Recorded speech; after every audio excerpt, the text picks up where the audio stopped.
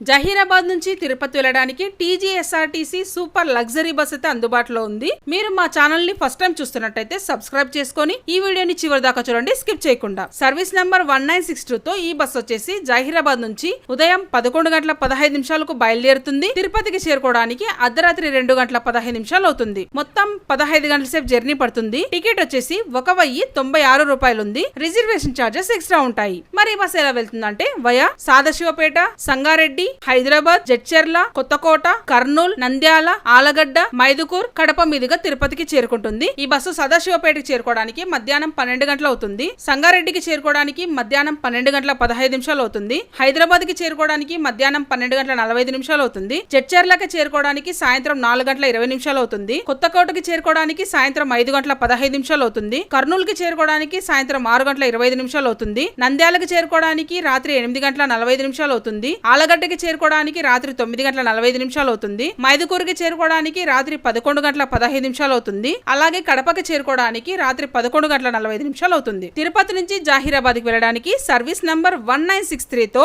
ఈ బస్ వచ్చేసి తిరుపతి నుంచి ఉదయం 9 గంటలకి బయలుదేరుతుంది. జహీరాబాద్ కి చేరుకోవడానికి రాత్రి 11:30 అవుతుంది. మరి ఇలాంటి బస్ ఇన్ఫర్మేషన్స్ కోసం మన ఛానల్ ని సబ్స్క్రైబ్ చేసుకోండి. అలాగే మన ఫేస్బుక్ పేజ్ ని ఫాలో అవ్వండి. మరో వీడియోలో మళ్ళీ కలుద్దాం. Thanks for watching.